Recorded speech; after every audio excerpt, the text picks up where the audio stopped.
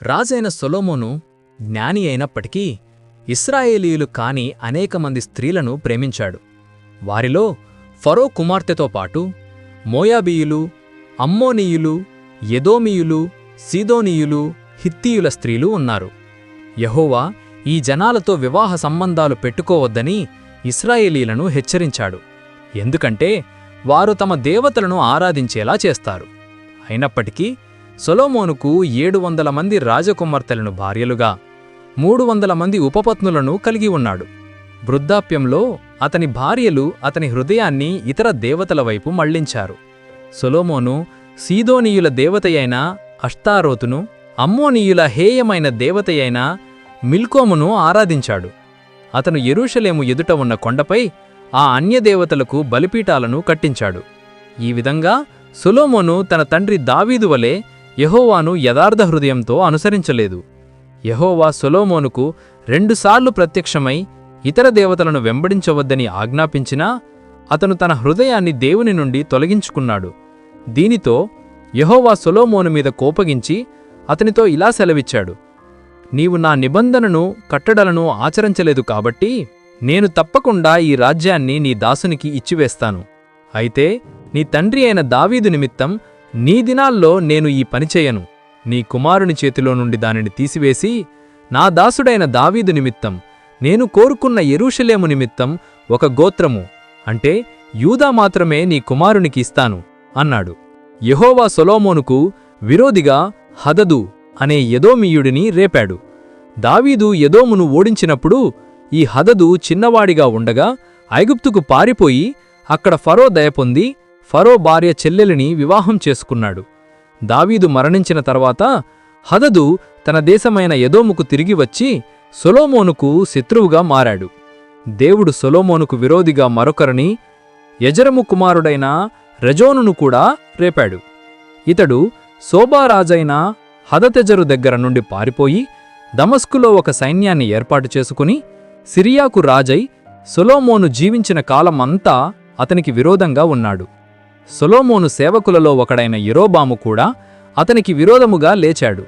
యరొబాము ఎఫ్రాయిమీయుడు. సొలొమోను మిల్లోను కట్టి తన తండ్రి దావీదు పట్టణంలో ఉన్న లోపాన్ని పూడ్చగా యరొబాము శక్తికలవాడై ఉండటం చూసి సొలొమోను అతన్ని యోసేపు వంశానికి అధికారిగా నియమించాడు. ఒకరోజు యరొబాము యెరూషలేము నుండి బయలుదేరి వెళ్ళుచుండిగా షిలోనీయుడైన అహియా అనే ప్రవక్త అతన్ని కలుసుకున్నాడు. అహియా తన పైనున్న కొత్త వస్త్రాన్ని 12 ముక్కలుగా చింపి యరొబాముతో 10 ముక్కలు తీసుకోమని చెప్పి, ఇశ్రాయేలు రాజ్యాన్ని యెహోవా సొలొమోను చేతిలో నుండి చింపి 10 గోత్రాలు నీకు ఇస్తాడు. ఒక గోత్రము, అంటే యూదా మాత్రం నా దాసుడైన దావీదు నిమిత్తం, నేను కోరుకున్న యెరూషలేము నిమిత్తం ఉంచుతాను అని యెహోవా సందేశాన్ని చెప్పాడు. దీని గురించి సొలొమోను తెలుసుకుని యరొబామును చంపాలని ప్రయత్నించగా యరొబాము ఐగుప్తుకు పారిపోయాడు. సొలొమోను చేసిన మిగిలిన కార్యాలు, అతని జ్ఞానం అంతా సొలొమోను చరిత్ర అనే గ్రంథంలో వ్రాయబడి ఉన్నాయి. సొలొమోను యెరూషలేములో 40 సంవత్సరములు ఇశ్రాయేలును పాలించాడు. అతను తన పితరులతో నిద్రించాడు, అంటే మరణించాడు. అతన్ని అతని తండ్రి దావీదు పట్టణంలో పాతిపెట్టారు. అతని కుమారుడైన రెహబాము అతనికి బదులుగా రాజయ్యాడు. సొలొమోను మరణం తరువాత అతని కుమారుడైన రెహబామును రాజుగా చేయడానికి ఇశ్రాయేలీయులందరూ షెకెము అనే చోటికి వచ్చారు. అంతకుముందు సొలొమోనుకు భయపడి ఐగుప్తుకు పారిపోయిన యరొబాము ఈ విషయం విని ఐగుప్తు నుండి తిరిగి వచ్చాడు. యరొబాము మరియు ఇశ్రాయేలీయుల సమాజం రెహబాము దగ్గరకు వచ్చి ఇలా మనవి చేశారు: మీ తండ్రి అయిన సొలొమోను మాకు కఠినమైన కాడి, భారీ పన్నులు మరియు బలవంతపు చాకిరీ మోపాడు. దయచేసి ఆ కఠినమైన సేవను మరియు ఆ భారమైన కాడిని తగ్గించండి, అప్పుడు మేము మిమ్మల్ని సేవించుకుంటాము అన్నారు.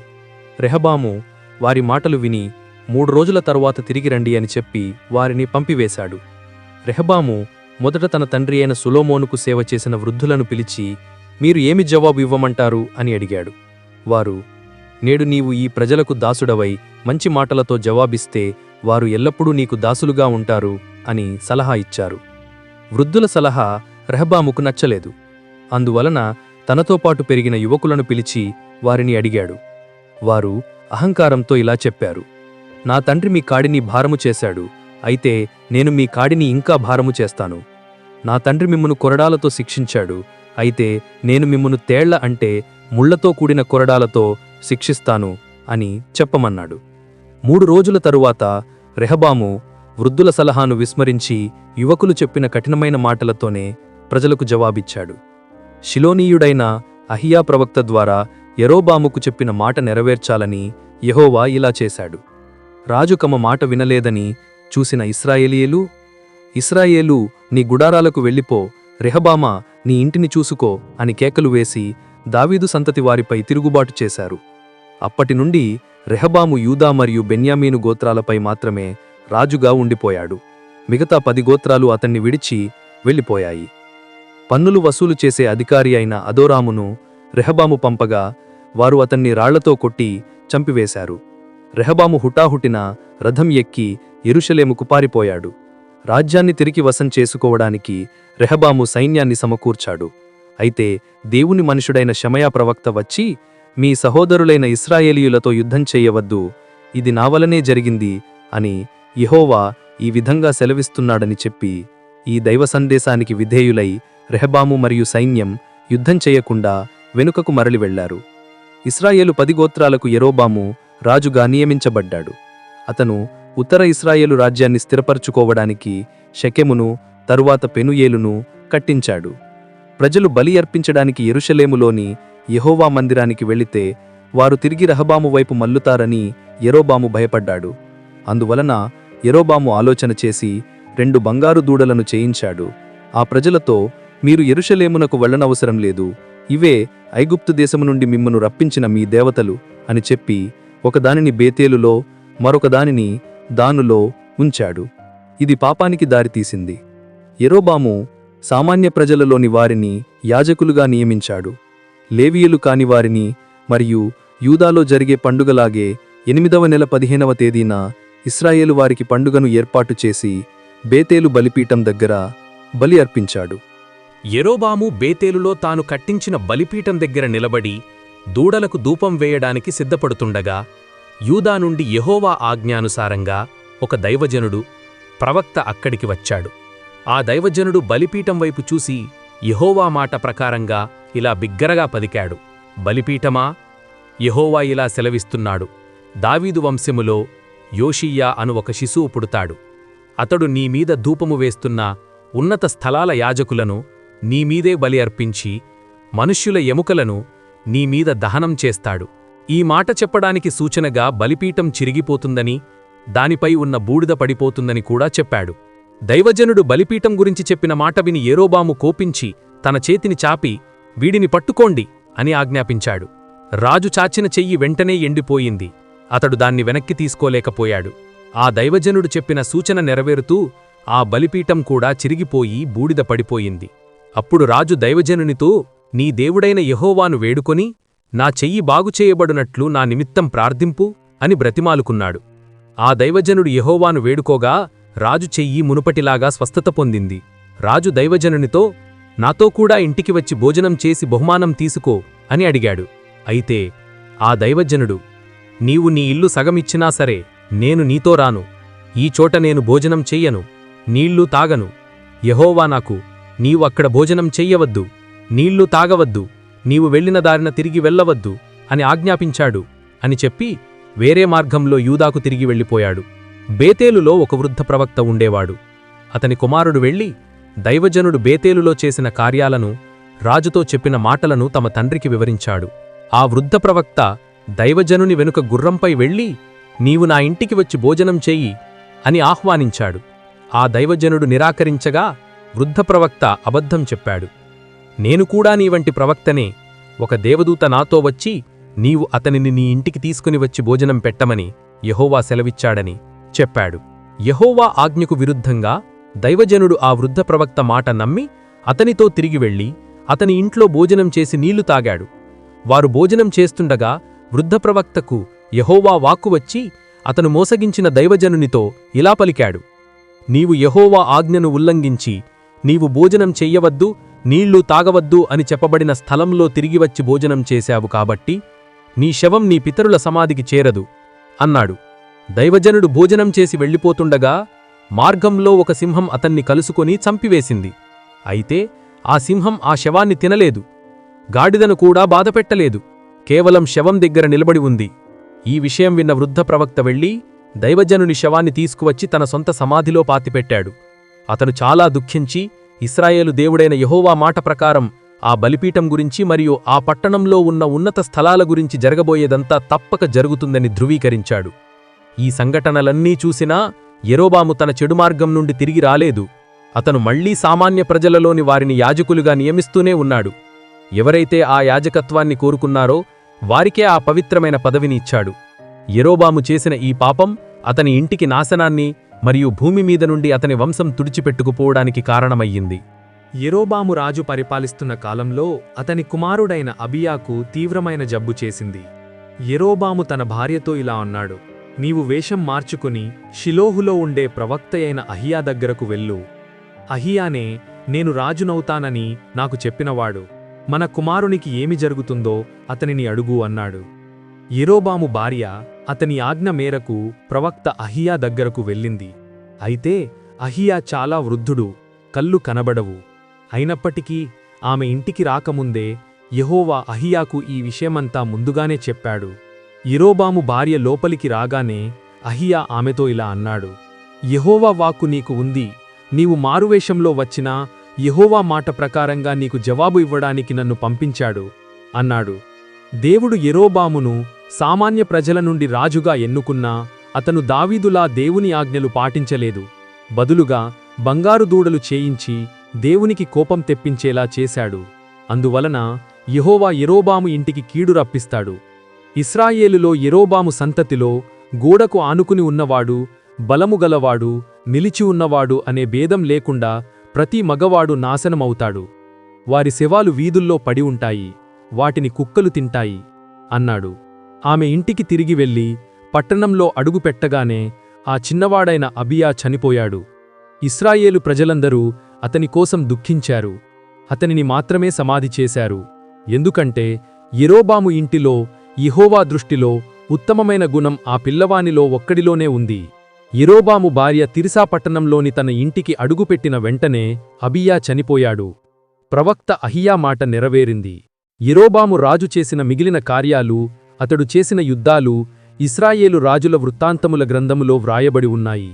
యెరోబాము 22 పాలించిన తరువాత తన పితరులతో నిద్రించాడు. అతని కుమారుడైన నాదాబు అతనికి బదులుగా రాజయ్యాడు. సొలొమోను కుమారుడైన రెహబాము యూదాకు రాజయ్యాడు. అతను రాజైనప్పుడు 41 ఏళ్లవాడు. అతను 17 ఏళ్లు యెరూషలేములో పరిపాలించాడు. యూదా ప్రజలు కూడా యెహోవా దృష్టిలో చెడ్డదానిని చేశారు. సొలొమోను చేసిన పాపాల కంటే కూడా వారు అధికంగా చేశారు. వారు ఉన్నత స్థలాలను కట్టుకొన్నారు. ప్రతి పచ్చని చెట్టు కింద బలిపీఠాలను, స్తంభాలను ప్రతిష్ఠించారు. వారు దేశంలో స్వలింగ సంపర్కులను ఉండేలా అనుమతించారు. ఇశ్రాయేలీల ముందు నుండి యెహోవా తరిమేసిన జనాంగాల హేయమైన పనులు చేశారు. దీని ఫలితంగా రెహబాము పరిపాలనలో 5వ సంవత్సరంలో ఐగుప్తు రాజైన షిషకు యెరూషలేముపై దాడి చేశాడు. షిషకు యెహోవా మందిరంలోనూ రాజమందిరంలోనూ ఉన్న ధనమంతటినీ దోచుకున్నాడు. సొలొమోను చేయించిన బంగారు డాళ్లను కూడా తీసుకుపోయాడు. వాటి స్థానంలో రాజైన రెహబాము ఇత్తడి డాళ్లను చేయించి వాటిని రాజమందిరం ద్వారాలను కాపాడు వారి నాయకుల చేతికి ఇచ్చాడు. రాజు రాజమందిరానికి వెళ్ళినప్పుడల్లా కాపలాదారులు వాటిని మోసుకునిపోయి తిరిగి కాపల గదిలో పెట్టేవారు. రెహబాము మరియు యెరోబాము మధ్య వారి రాజ్యపాలన అంతా యుద్ధం జరిగింది. రెహబాము చేసిన మిగిలిన కార్యాలు యూదా రాజుల వృత్తాంతముల గ్రంథంలో వ్రాయబడి ఉన్నాయి. రెహబాము తన పితరులతో నిద్రించాడు. అతన్ని దావీదు పట్టణంలో పాతిపెట్టారు. అతని కుమారుడైన అబియాము అతనికి బదులుగా రాజయ్యాడు. ఇశ్రాయేలు రాజైన యెరోబాము పరిపాలనలో 18వ సంవత్సరంలో రెహబాము కుమారుడైన అబియాము యూదాకు రాజుగా వచ్చాడు. అతను యెరూషలేములో 3 సంవత్సరాలు పాలించాడు. అతని తల్లి పేరు మయక. ఈమె అబీషాలోము కుమార్తె. అబియాము తన తండ్రి రెహబాము చేసిన పాపాలన్నింటిలో నడిచాడు. అతని హృదయం తన పితరుడైన దావీదు వలె తన దేవుడైన యెహోవా దృష్టిలో యథార్థంగా లేదు.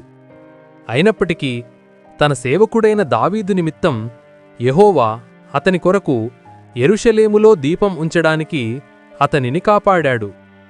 దావీదు జీవితంలో ఒక్కసారి మాత్రమే, అది హిత్తీయుడైన ఊరియా విషయంలో తప్ప, యెహోవా ఆజ్ఞలను ఎప్పుడూ తప్పలేదు. అబీయాము పరిపాలనా కాలమంతా యెరోబాముకు అతనికి మధ్య యుద్ధం జరిగింది. అబీయాము తన పితరులతో నిద్రించాడు. అతన్ని దావీదు పట్టణంలో పాతిపెట్టారు. అతని కుమారుడైన ఆసా అతనికి బదులుగా రాజయ్యాడు. ఇశ్రాయేలు రాజైన యెరోబాము పరిపాలనలో 20వ సంవత్సరంలో ఆసా యూదాకు రాజుగా వచ్చాడు. అతను యెరూషలేములో 41 సంవత్సరాలు పాలించాడు. ఆసా తన పితరుడైన దావీదు వలె యెహోవా దృష్టిలో యథార్థంగా నడిచాడు. స్వలింగ సంపర్కులను దేశంలో లేకుండా చేశాడు. తన పితరులు చేసిన విగ్రహాలన్నిటినీ తీసివేశాడు. అతని అమ్మమ్మ అయిన మాయక అషేరా దేవతకు ఒక అసహ్యమైన విగ్రహాన్ని చేయించినందున ఆమెను రాజమాత పదవి నుండి తొలగించాడు. ఆ విగ్రహాన్ని కిద్రోను వాగు దగ్గర దహనం చేశాడు. అయితే ఉన్నత స్థలాలను మాత్రం పూర్తిగా తీసివేయలేదు. అయినప్పటికీ ఆసా హృదయం అతని దినములన్నిటిలో యెహోవాకు యథార్థంగా ఉంది. తన తండ్రి ప్రతిష్ఠించిన వాటిని, తాను ప్రతిష్ఠించిన వాటిని, బంగారం, వెండి, పాత్రలను యెహోవా మందిరంలో ఉంచాడు.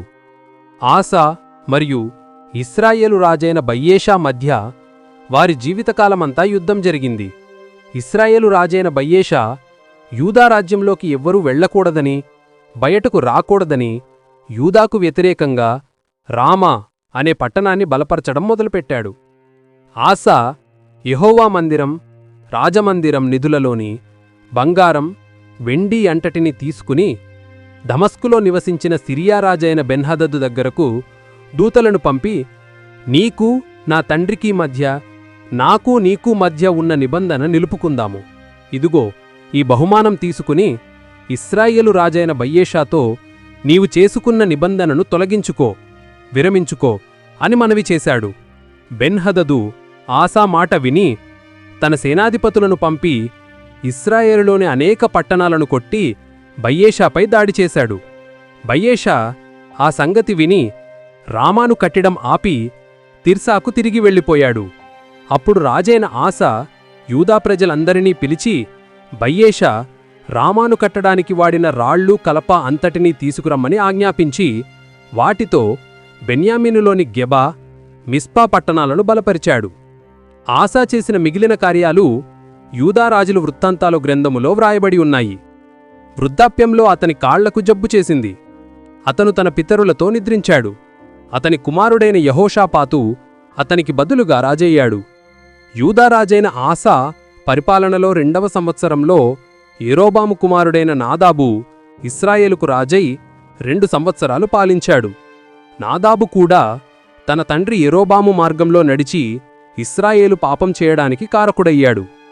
ఇస్సాకారు వంశానికి చెందిన బయ్యేషా అనేవాడు నాదాబుకు విరోధంగా కుట్ర పన్ని ఫిలిస్తీయుల పట్టణమైన గిబ్బతోనులో అతన్ని చంపి అతనికి బదులుగా రాజయ్యాడు. ఈ సంఘటన యూదా రాజైన ఆసా పరిపాలనలో 3వ సంవత్సరంలో జరిగింది. బయ్యేషా రాజైన వెంటనే యెహోవా వాక్కు నెరవేరుస్తూ యెరోబాము ఇంటిలో శ్వాస పీల్చేవాడు ఒక్కడూ కూడా లేకుండా మొత్తం వంశాన్ని నాశనం చేశాడు. యెహోవా తన సేవకుడైన అహీయా ద్వారా చెప్పిన మాట జరిగింది. యెరోబాము చేసిన పాపం, అతను ఇశ్రాయేలును పాపం చేయడానికి ప్రోత్సహించిన విధానం దీనికి కారణం.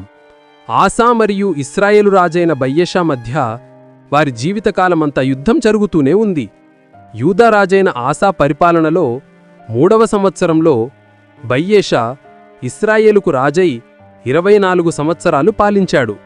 బయ్యేషా కూడా యెహోవా దృష్టిలో చెడుగా ప్రవర్తించి యెరోబాము మార్గంలో నడిచి ఇశ్రాయేలు పాపం చేయడానికి కారకుడయ్యాడు.